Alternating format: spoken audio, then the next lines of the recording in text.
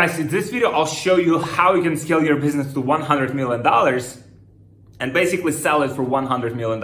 Now, it sounds like, you know, it's kind of like a huge number, right? For many of us, like it's huge number. But there are companies that actually have done it, right? And one of those companies is called Movement. So in this video, I want to show you how exactly they've done it, right? And how they sold their business, kind of like how they leverage different marketing channels to scale their business fast. And so they scaled basically from zero to to the point where their revenue was around like $70 million per year, and they sold the company for $100 million.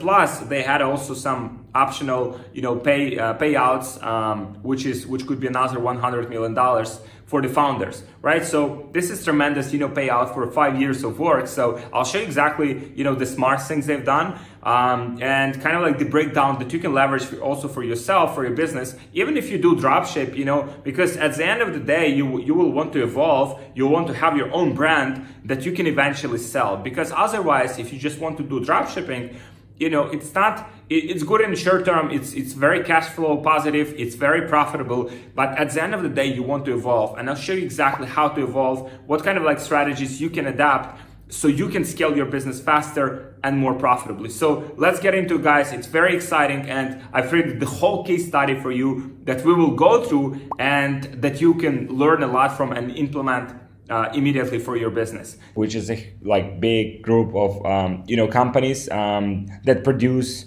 and sell watches. They bought them for $300 million, $100 million basic upfront payment for founders, and then there's extra benefits for owners. So pretty much 9-figure exit, right? And the founders, they're 26, 27 years old. So the company was 100% privately owned. There was no investors whatsoever. So that will go straight in their pockets, right? So how did they do it, right? So that's what I want to show you. So the guys started with crowdfunding, right? So you might have seen, for example, Kickstarter, right? These kind of websites where you can put the project and then you promote it, and then people basically fund your project. So if you go here and if you search, for instance, watches, these are some of the projects for watches that people have funded. And so here you can sort, for example, by most funded, and you will find some of the watches that have basically gathered the most money by people who've invested in them, right? So this is how they started. So they started with this crowdfunding campaigns. Their initial goal was $15,000, but within 50 days of launching the campaigns, they raised over $300,000 from 3,000 backers, becoming the second most funded fashion brand on Indiegogo, which is alternative to Kickstarter in 2013. So that's how they started. They basically validated proven the concept, right? Then what they also started in a very good time, in the whole history, is influencer marketing, right? And they built an army of influencers by targeting small to mid-sized follower bases instead of spending millions on high-ticket celebrities. So instead of going after huge celebrities, they went after lots and lots of small celebrities with small followings, few thousand people, maybe a few 100,000 people, not millions, So that's how they started, right? And then, so they basically partnered with a marketing agency, MediaKicks, and launched their first influencer marketing campaign with 62 influencers who basically they averaged 47,000 followers at that point. They created 73 sponsored Instagram posts. Now, the value of Instagram influencer marketing is debatable, but at the same time, you can gather a lot of content. You can create a lot of buzz, organically. You might generate sales. You might be even break even or make some profit, maybe. There's no guarantee. It's very hard to track. But at the same time, it's one of the ways to kind of organically create the buzz about your business, right? And if you're going after these smaller influencers, it won't be as expensive, right? So this is very solid strategy. If you have a proof of concept, if you have some cash, then portion of that cash, of that capital, you can invest into influencer marketing. Obviously, majority you would try to figure out the paid traffic. That's how I would scale the brand. Now, After 1 week, they had over 100,000 likes, right? They had 2,800 comments, and their posts had been exposed to over 3 million people. So pretty good like awareness, right? For this kind of, metrics. And also these metrics might sound like vanity, like leveraging small to mid size influencers has a strong effect. Their followers place more trust in them. And basically, as a result, when they post something, they actually tend to have, even stronger effect than big superstar that has, like millions of followers. So when coupling all of these like small influencers together, you get this like, effect, and, in this case, movement effect, right? Where, it's kind of like, okay, so a lot of people posting the same stuff, right? So it might be something, probably it's something important, right? So they created the hashtag, join the movement. Basically how their, logo is like MWMT, right? So today's the hashtag has almost 120,000 publications, and there are more added every minute. So they're continuing with this trend to this day, right? And the brand has made it easy for new influencers to join the movement by adding a special ambassador page. Now, check this out, guys. If you go here, right, you'll find ambassadors and affiliates, right? And here, basically, affiliates can just sign up. As you can see, they have like 2 different ways of cooperating. So what is ambassador program? So how you will be promoting? So primarily through social, like Instagram, YouTube, Twitch, or blogs. Who is this best for? Instagram and brand advocates. What they do is, basically free product plus commission earning potential. So they give you a free product, and they give you the ability to earn some commissions on sales, right? Now, another way to collaborate with the brand, with movement, is affiliate marketing platform. So you'll be promoting, how you will be promoting. So online publications, email newsletters, content marketing, display advertising. And who is this best for? So this is best for media publications, applications, shopping platforms, and you get commissions on sales. So basically 2 ways for influencers to collaborate with them, right? So, and at the same, like, so for example, if you give them like a free product, now guys, watches, these products have tremendous margins, guys. Like, so if you check it out, like if you find something similar, like on AliExpress, on Alibaba, these watches, like if they're sold for 100, they probably cost like max, 10, 20 bucks, right, to produce. So it's kind of like the margins are so big. And then, for example, you give an influencer that watch, right? So it creates like he creates like a few posts about this, creates some, sharing with his customers, with his, fans. Then you create basically buzz for like 20 bucks, right? Like 20, 30 bucks, right? So it's very cost efficient, right? If it's done in a smart way with the right product. Now, basically, at the same time, these influencers can join as ambassadors and add discount codes to their pictures. So for example, they're using some of the like influencers, right? So these don't have like specific codes. This one also doesn't have, but that's kind of like how they leverage the content. So you can go to their Instagram page and check it out. So yeah, for some reason it's loading long on my side. So influencers basically can also make money from that. So it's kind of like win-win situation. So if influencers sell some products, they get like 15% commission from that sale, right? So the company makes money, influencer makes money. So this is win-win, right? And it's trackable. Now, Facebook ads, interesting part here. Now, Movement is using a lot of ads, right? If you go and see like the library, right? If you search kind of like the type of ads they're using right now, and they've been using like Facebook advertising for a long time now. So like check it out how many ads. They have like 1,800 different variations of ads, which is unbelievable. So many different variations of ads, so many different variations of the creative. They sell even glasses right now.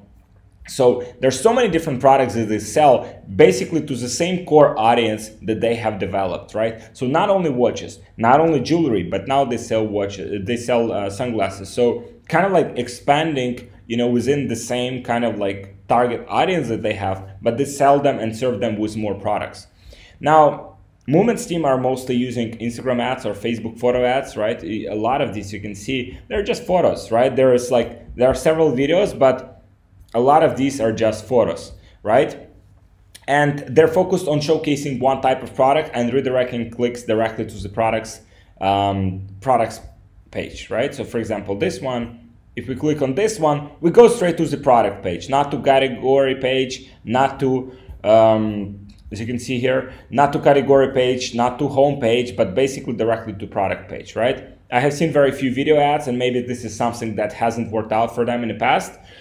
And, you know, I would just, you know, if I were like on their marketing team, like I would experiment more with videos. I've seen, you know, videos work very well for watch brands.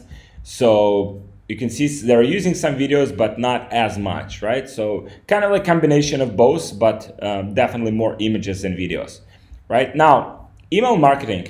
So I've been subscribed to their newsletter for about 2 weeks, and I've already received like 10 emails. So they aggressively kind of like posting, you know, and sending you emails, and they're playing with lots of promotion and new collections in their emails. And you know, they basically ask you to come back and shop on their website. As we know, like as digital marketers, it's more difficult to acquire a new customer and more expensive than it is to upsell to the one that you already have or to email subscribers. So they understood this idea. That's how they grew so fast, because they leveraged the marketing base and the customer base they had to basically acquire more sales from their email list and their buyer list, right? So now product pages. So you can see it's very simple, right? It's very simple, very minimalistic. As I showed you in one of the previous videos, guys, it's kind of like, you know, it's a brand feel, right? Lots of images, reviews, you know, subtle, like, you know, you might also like plugin. So, but you know exactly where to click, right? You click like add to cart. That's how you get it, right? That's how, so it's very straightforward now. In terms of like, so if you click, for example, so you can check out as guest, or you can check out with the account, right? So there are basically two options that you can do here.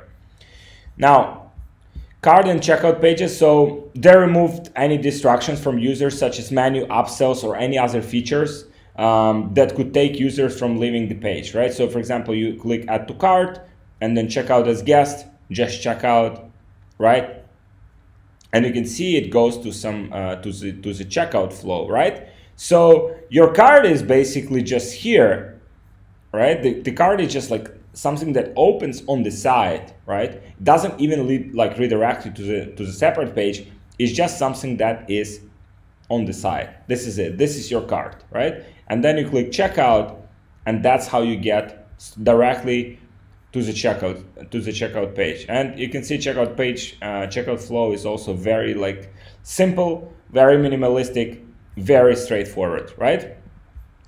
So overall, like the user experience on the website is good. It's very easy to navigate. It's very easy to see. And you know, so some of the pages I've noticed like slow loading time, which is, you know, disadvantage, and they're losing probably some customers because of that. But the website is very well structured and very easy to use, right? So this is it, guys, right? So this is, you know, the website. Obviously, website didn't look like this on the first day. They started with one product.